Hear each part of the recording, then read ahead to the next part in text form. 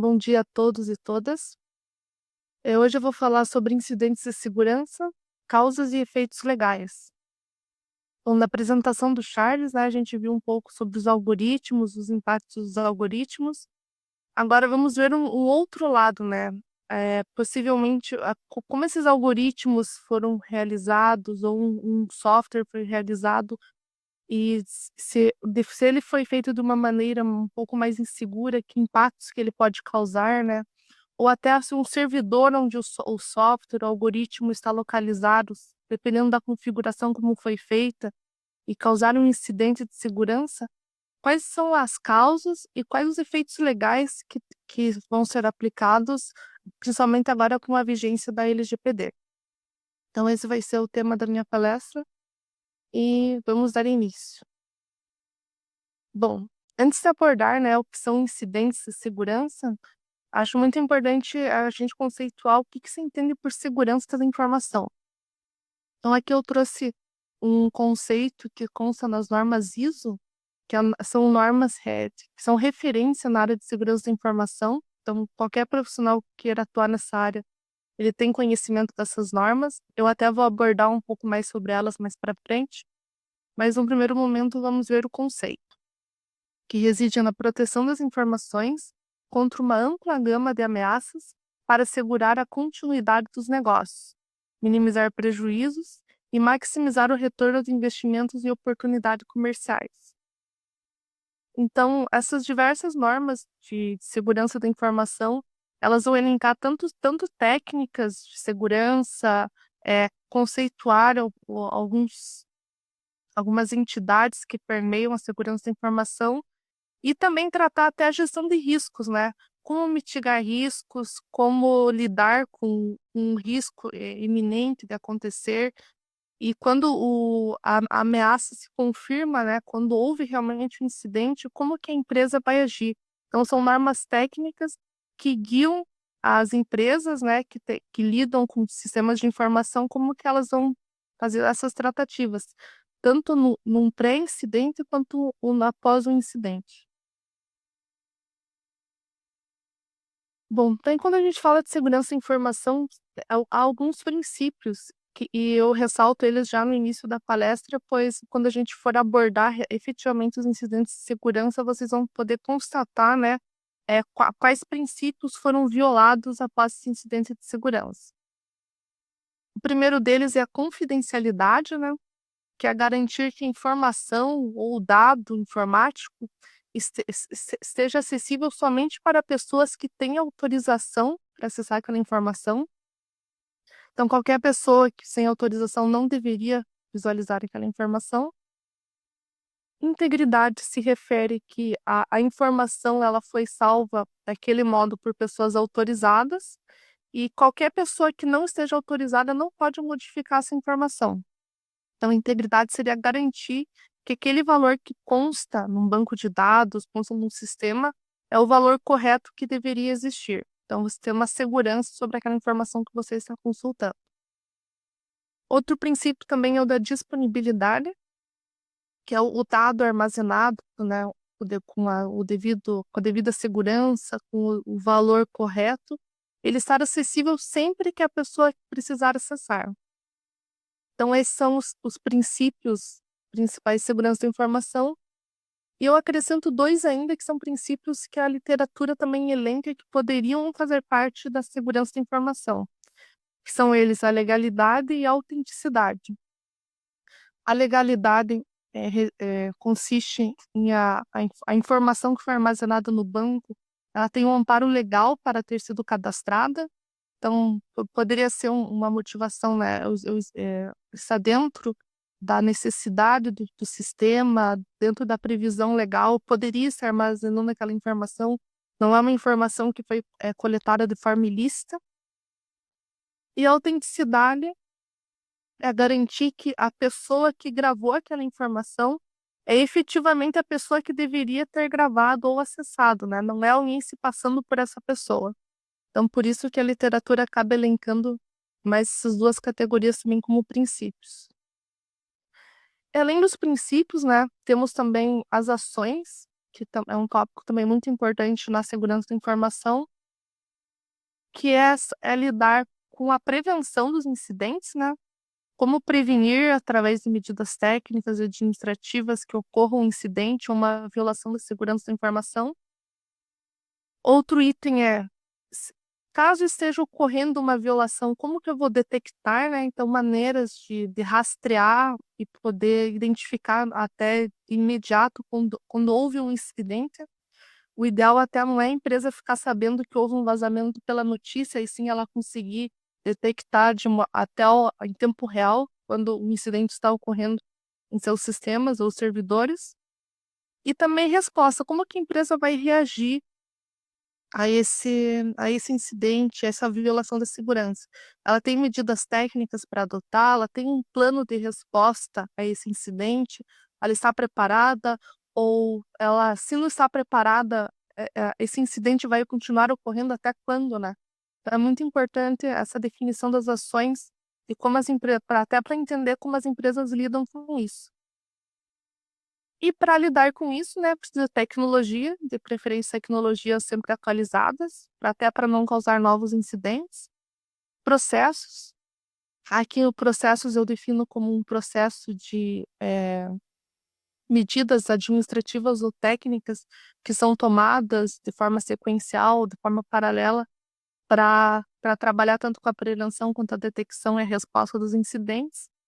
E também pessoas treinadas e qualificadas para trabalhar com isso. Bom, então falamos de segurança da informação, agora vamos conceituar incidente de segurança.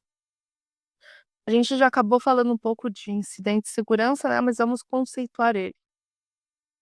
Então, também de acordo com as normas ISO, o incidente de segurança pode ser caracterizado como um evento adverso, confirmado ou sob suspeita, relacionado à segurança de sistemas de informação, levando à perda de um ou mais princípios básicos de segurança, que é o que a gente já viu, a confidencialidade, integridade e disponibilidade.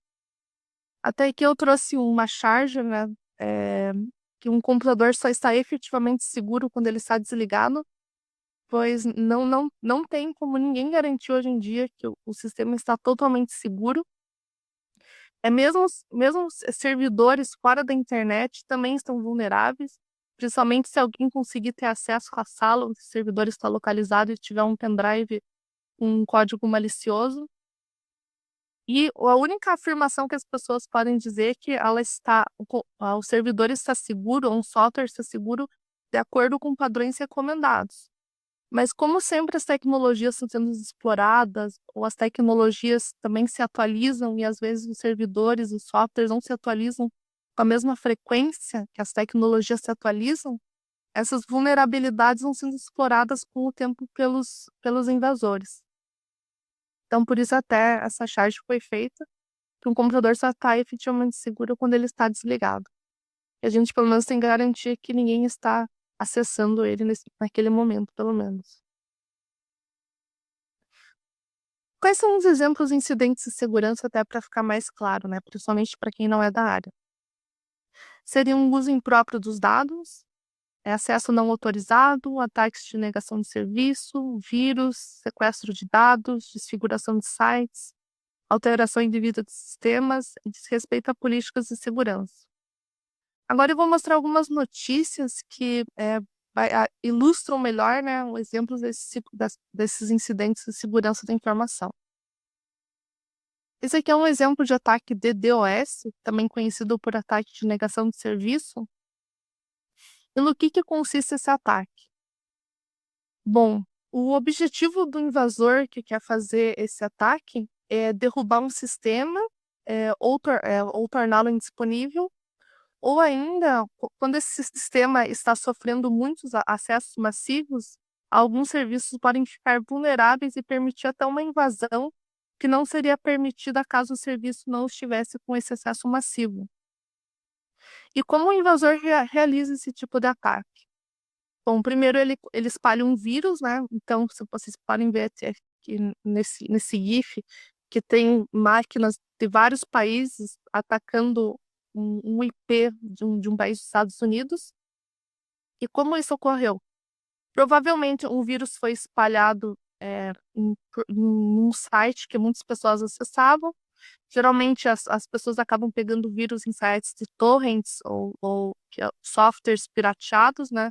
Alguns softwares pirateados vêm com esse brinde. E num primeiro momento, a pessoa que baixou esse software, ela nem sabe que está contaminada, pois o vírus não deixa o computador dela lerdo, não tem nenhum comportamento estranho, então a pessoa acaba nem sabendo que está com esse vírus, né? Mas quando o invasor tem essa intenção de fazer um ataque de negação de serviço, ele usa essas máquinas que ele tem um certo controle por estarem contaminadas com o vírus dele para disparar esses acessos massivos. Então, essas máquinas acabam sendo até conhecidas como zumbis, né? E acabam fazendo esse acesso massivo, simulando como se fossem diversas pessoas acessando aquele determinado IP. E quando esse acesso massivo ultrapassa o padrão esperado pelo servidor, e o padrão que ele está esperando a quantidade de acessos, gera uma instabilidade o, e o servidor acaba perdendo as suas configurações ideais, né? E pode ficar vulnerável para uma invasão, ou, na menos pior das hipóteses, apenas ficar indisponível. Vocês vão ver, né? Eu peguei notícias somente do ano de 2021 e trouxe restringindo ao Poder Judiciário. Algum desses ataques que eu vou mencionar, em específico agora o de negação de serviço, foram alvo até do site dos tribunais. Então, eu trouxe uma notícia do TRF3, que é o TRF de São Paulo, que o site, o sistema do tribunal ficou indisponível justamente por um ataque de DOS. E quando a gente fala ataque de DOS, eles constataram essa instabilidade, esse servidor indisponível, mas ainda o tribunal tem que fazer uma auditoria para ver se o ataque somente deixou indisponível ou o invasor também conseguiu acesso aos dados. Então é muito relevante estar acompanhando essas notícias, pois as pessoas que têm dados, principalmente processos sigilosos que tramitam nesses tribunais, é importante ter ciência se ocorreu um vazamento ou não. Então, a gente espera que os tribunais forneçam o relatório dessa auditoria até para a gente saber os impactos do que ocorreu após um ataque desse tipo. Outro tipo de incidente de segurança que eu trago é o ransomware. Também foi bastante divulgado nas mídias nos últimos anos. Também tribunais tiveram esse tipo de ataque em seus sistemas, servidores. Até já vou mencionar o caso do Superior Tribunal de Justiça, né? Mas para quem não conhece ainda, esse tipo de ataque, também a pessoa pega um vírus, seja ele baixando um arquivo contaminado ou com um pendrive contaminado, a máquina se contamina. E qual a consequência dessa contaminação quando é um ransomware? Todo o seu disco rígido é criptografado com uma chave que somente o hacker ou o usuário que criou esse vírus, ele sabe a chave para descriptografar essa informação. Só que ele, em troca de fornecer essa chave, ele exige que você pague uma determinada quantia em dinheiro. Geralmente eles solicitam em criptomoedas justamente para dificultar esse rastreamento de quem fez esse tipo de ataque. Também não há garantia que você realize o pagamento e o hacker te passe essa chave. Como você não tem nenhum contrato com ele não tem nenhum dever, ele já fez um ato ilegal ao criptografar sua máquina, né? Então você conta até com a boa vontade dele para passar essa chave para descriptografia. O que as empresas acabam fazendo quando há esse tipo de ataque? O ideal é que eles tenham backups atualizados e restaurem esse backup, pois dificilmente vão conseguir descriptografar um disco rígido inteiro que passou por esse tipo de incidente. As empresas geralmente até não divulgam o valor que é cobrado por esses hackers, mas eles já têm ciência até do impacto do que eles criptografaram, seja um comércio online que movimenta milhões de reais por mês, por ano, quanto até um sistema governamental que não pode ficar fora do ar. Então, geralmente, essa cobrança é proporcional à importância do sistema. O STJ acabou divulgando que eles tinham um backup e acabaram restaurando, então, segundo as notícias, não houve esse pagamento. Mas caso eles não tivessem esse backup, resta saber qual seria a medida que eles tomariam, né? Porque também há o risco deles darem um dinheiro público enorme para pagar esse resgate das informações e o hacker simplesmente não passar a chave para descriptografar os dados. Então, é bem sensível esse tipo de ataque e ressalta a importância da realização dos backups, né? Inclusive backups atualizados. Porque se alguém tem um backup de 5 anos atrás, pode não ter tanta utilidade quando ocorre um ataque desse. Aqui eu trago mais algumas notícias, também somente desse ano, né? Se a gente for considerar dos outros anos, tem muito mais notícias, ainda restringindo no contexto dos tribunais. O TJ do Rio Grande do Sul também teve um ataque de ransomware, que foi o mesmo ataque que são criptografados os servidores onde estão os sistemas de informação do tribunal. E também eu trago uma outra notícia, só que nessa notícia eles não chegaram a detalhar qual foi o incidente que ocorreu. Mas em outubro desse ano, então esse mês ainda, o TRT de Porto Alegre também sofreu um incidente de segurança. Outro tipo de incidente de segurança, além dos abordados, é o da desfiguração de sites, que também é conhecido como defacement. Esse incidente, a princípio, parece até um pouco ingênuo, né? Que é somente eles pegam o site de um órgão público ou de uma empresa e alteram o site. Geralmente, às vezes, tem alguma mensagem política, tem alguma mensagem alertando da falha de segurança, ou pode ter apenas a menção ao grupo dos hackers que invadiram aquele site.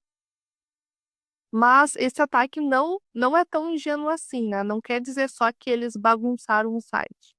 É necessário avaliar o que aconteceu com esse acesso esse acesso que foi feito. Se somente eles tinham acesso ao site público, fizeram essa alteração, ou esse servidor onde estava o site também tinha dados que deveriam ser acessados somente com credenciais, então dados que tinham uma certa restrição, se tinham dados pessoais sensíveis. Isso só é possível avaliar mediante os logs e a auditoria do servidor, né? Então, no primeiro momento pode parecer só um ataque mais simples, mas também pode gerar tantas consequências negativas quanto os demais incidentes relatados. Esses gráficos aqui eu achei interessante, eu peguei do site Defcon Lab. Eles mostram quantos incidentes de defacement ocorrem ao longo dos meses, né? Isso que eles só demonstraram de 2016 a 2017. E a nível mundial, o Brasil é um dos que mais tem esse tipo de ataque. Então, quais são as possíveis causas para esse tipo de ataque? Os sites que estão sendo utilizados não estão seguindo padrões de segurança, principalmente devem utilizar tecnologias desatualizadas, e um invasor acaba explorando essas vulnerabilidades, né, justamente para realizar esse tipo de ataque. Além dos incidentes relatados, né, esse site chamado ovasp.org, anualmente ele lista as vulnerabilidades mais exploradas pelos invasores. Então, isso é bem interessante, principalmente quem atua na área de segurança da informação, e quem atua em empresas, né, para tentar identificar os ataques mais explorados e verificar se a empresa e os sistemas que ela possui estão preparados para impedir pelo menos boa parte desses tipos de ataques, né? Que muitos deles é só uma forma de implementação já impediria esse tipo de ataque ou uma configuração no servidor. Mas é sempre bom estar verificando a atualização das tecnologias e ver se o sistema está preparado para evitar esses riscos, né, essas vulnerabilidades. Bom, mas e se mesmo assim acontecer incidente de segurança, né? O que pode acontecer? Bom, a gente pode ter tantos dados indisponíveis, então a gente não conseguir acessá-los. A gente pode ter dados vazados, são dados que são privados tornados públicos. ou dados copiados, né? Então, nem todo mundo tem acesso a esses dados, mas a gente sabe que o invasor fez uma cópia. Também é possível ter dados alterados indevidamente. Aí também a necessidade de um backup, né? Como voltar os dados aos que eles eram antes do ataque, né? Porque alguns dados eu não posso ter essa informação alterada e nem saber o que foi alterado. Então, o ideal é que seja feito um backup. E também, após o incidente de segurança, alguns dados podem ter sido acessados indevidamente.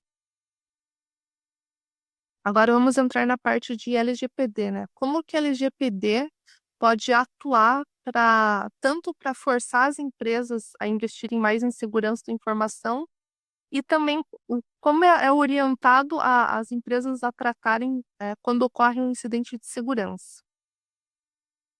Bom, a Lei Geral de Proteção de Dados determina regras e critérios sobre coleta, armazenamento e tratamento de dados.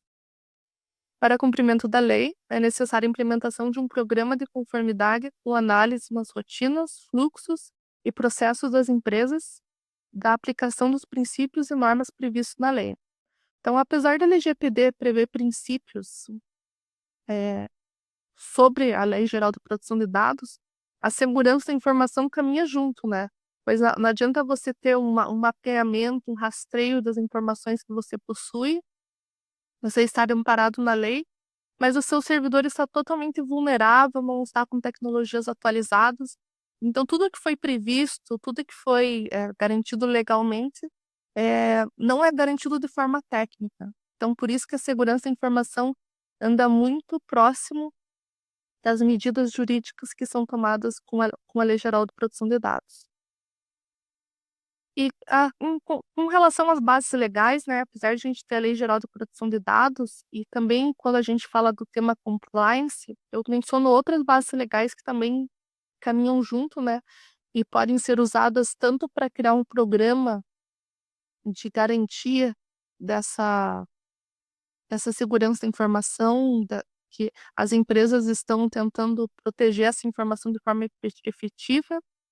E eu menciono também a legislação como a Lei Anticorrupção, o Marco Civil da Internet, o Código de Defesa do Consumidor, a Constituição Federal, que principalmente porque garante a privacidade das pessoas, né, dos titulares dos dados, e o Código Penal, que também prevê como crime a invasão dos dispositivos informáticos. Então, são legislações que acabam se encontrando em alguns momentos. Aqui são as normas ISO que eu comentei no início da apresentação, né? Então, quem atua com segurança da informação acaba tendo muito contato com essas normas de ISO.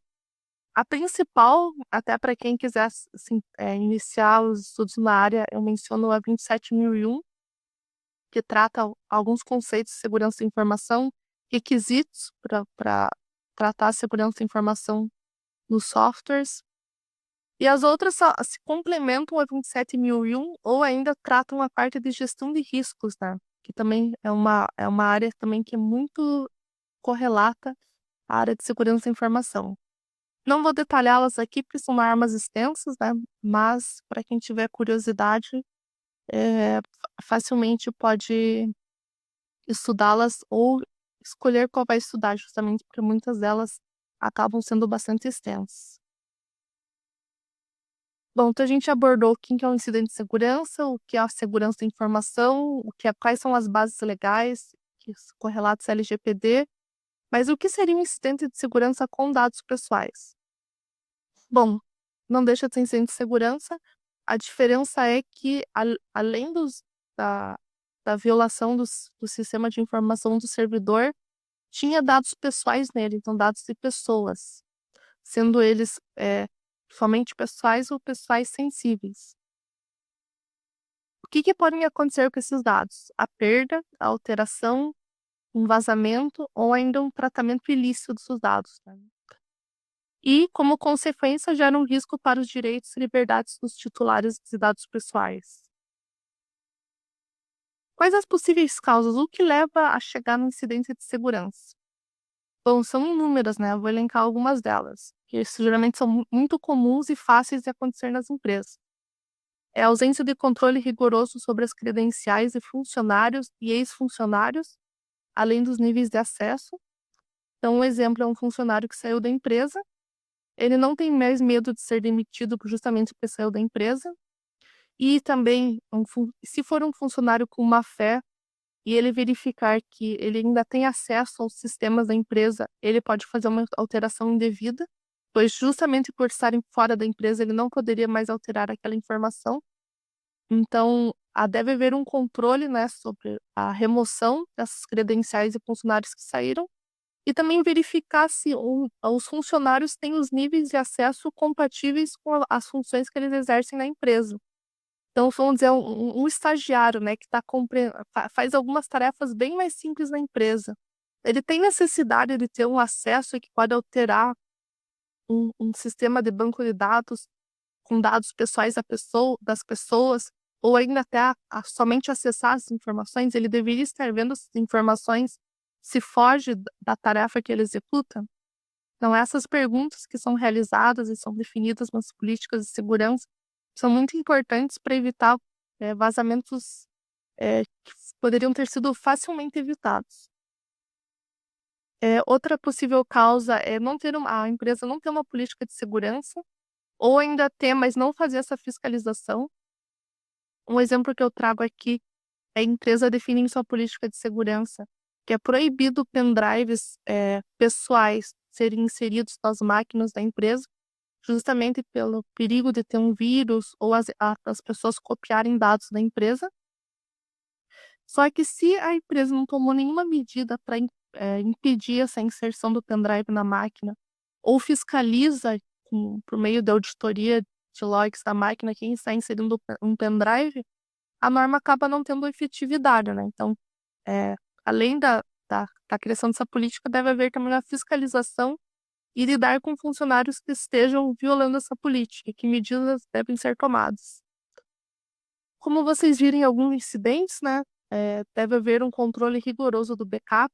A ausência desse controle pode gerar consequências imensuráveis, né, como até a empresa perder todo o negócio dela, principalmente se está tudo localizado no servidor.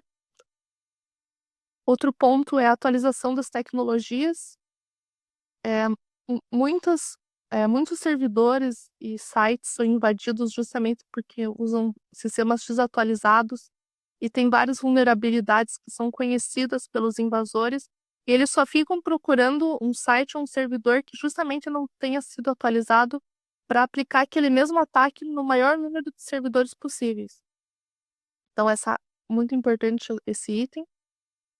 E também se a empresa se que tem um servidor ou um site não tem uma monitoração e logs suficientes para poder, verificar esse incidente e até identificar imediato quando ocorreu, também torna ineficiente esse trabalho, né. E possivelmente só vão descobrir quando ocorrer um dano muito grande, que realmente ocorreu um incidente de segurança da empresa.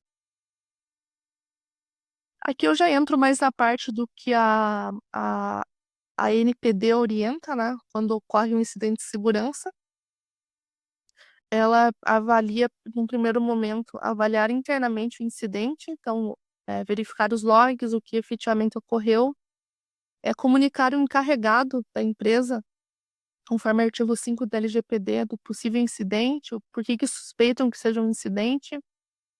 Também deve ser comunicado o controlador, caso a empresa não seja, ela seja somente o operador, né, ela não seja o controlador. Se houve esse incidente, também nos termos da LGPD. Também há o dever de comunicar à NPD e ao titular dos dados em caso de risco ou dano relevante aos titulares. Aqui, como exemplo, eu trago, por exemplo, um vazamento de dados, que além de ter exposto dados pessoais da pessoa, também expôs senhas e cartão de crédito. Se essa comunicação é feita de imediato ao titular dos dados, ele já pode tentar evitar alguns prejuízos, né? Como, por exemplo, bloquear seu cartão de crédito e também mudar suas senhas, caso elas sejam utilizadas em outros sites, seja a mesma senha. Então, é uma ação tão simples e já pode evitar, pelo menos, que esse dano continue se propagando, né? Então, por isso é muito importante essa comunicação e não a empresa tentar ocultar esse incidente justamente para tentar preservar sua imagem. Também deve ser feita uma documentação, que até eu vou detalhar a seguir, né, o que que deve ter essa documentação do incidente. Eu acho que eu vou detalhar mais para frente, mas deve ser feita uma documentação completa com dados de quando ocorreu o incidente, o que que foi explorado, que tipos de dados foram afetados. Então, mais para frente eu já vou mencionar isso. É, como fazer essa comunicação de incidentes? Quem deve fazer, né? Então, a NPD elenca algumas funções do controlador, eh, quando ele, eh, quando ele deve comunicar ao titular dos dados esse incidente, eh, se ele somente tem dúvidas, se ele também deveria informar. Então, a NPD orienta nesse mesmo sentido. Mesmo que você tenha dúvida se o incidente realmente ocorreu, é importante essa comunicação, porque justamente a empresa pode não ter tantos logs suficiente para fazer essa comprovação. Então, somente a suspeita já seria interessante comunicar para as devidas medidas serem tomadas e justamente atender o objetivo final, que é resguardar os dados pessoais das pessoas e a sua vida privada. É eventual e comprovada subavaliação dos riscos, né? Se a empresa foi comprovada uma negligência por parte da empresa nesse sentido, ela responderá por danos. E no caso for os controladores que causaram esses danos, eles vai ser caracterizado o descumprimento da legislação. A NPD até pode aplicar uma multa, que são multas bem pesadas nesse sentido. Eh, Agora eu também vou abordar um pouco o que comunicar à NPD, né. Então, a entidade responsável pelo tratamento, quem é o encarregado de dados, que teoricamente é o responsável legal, e se a notificação é completa ou parcial. Por que esse item completa ou parcial? Porque um incidente de segurança da informação, ele pode ser muito complexo para averiguar, né, então até você rastrear todos os servidores, sistemas que foram afetados, pode levar muito tempo, e o titular dos dados não pode esperar todo esse tempo para saber que teve seus dados afetados. Então é interessante que a empresa faça um levantamento prévio, já comunique à NPD e, dentro do possível, né, após levantado as demais informações, envie o relatório completo do que houve. E o que consta nesse relatório completo? Bom, se verifique quando ocorreu o incidente, quanto tempo durou, se esse incidente ocorreu dias antes, né, quando que você detectou esse incidente, quais circunstâncias que esse incidente ocorreu, foi devido a um acesso, alguém colocou um pendrive contaminado e aconteceu isso, ou foi um ataque de negação de serviço e por isso que ocorreu esse vazamento dos dados? Que tipos de dados pessoais foram vazados? Que tipo de informações estavam nesses servidores? Eh, Então já estou finalizando aqui. Que tipo também um resumo sobre incidentes de segurança, possíveis consequências para os titulares, principalmente em questões de senha, cartão de crédito ou dados sensíveis. A empresa também pode se resguardar e mencionar que ela efetivamente tomou medidas de segurança e medidas técnicas para prevenir esses ataques, mas infelizmente aconteceu do mesmo jeito. Mas é muito importante que a empresa mencione isso até para não demonstrar que houve uma negligência, então que a empresa fez tudo dentro do possível para mitigar esse risco, e também o que medidas a empresa está tomando para controlar os danos, né, porque se a empresa não está tomando nenhuma medida, esses danos podem continuar se propagando. Então é importante a empresa, também mencionar isso. Então vocês podem ver que quando ocorre um incidente, é muito grave e a empresa tem que prestar contas, né, à NPD, e prestar muitas informações sobre o que houve. Então, justamente isso leva as empresas a pensar 2 vezes, antes de deixar um software online, um servidor, sem a devida segurança, né, porque as consequências e o modo como elas vão ter que lidar vão ser bastante trabalhosos, e sem contar nos dados pessoais das pessoas que geram danos muitas vezes irreversíveis, né. Então, a gente também não pode só pensar no trabalho que a empresa vai ter, e sim no que os titulares que confiaram seus dados em seu software vão ter ao ocorrer um incidente de segurança, que com certeza também afeta a imagem da empresa. A NPD também orienta, né, que a título indicativo que o prazo para comunicação são 2 dias úteis, mas isso pode ser alterado de acordo com a complexidade do incidente. E como fontes para minha apresentação, eu usei o site da NPD, que tem bastante informações interessantes lá, recomendo que todos acessem, e as normas ISO de segurança da informação. Eu encerro minha apresentação por aqui. Obrigada pela atenção de todos.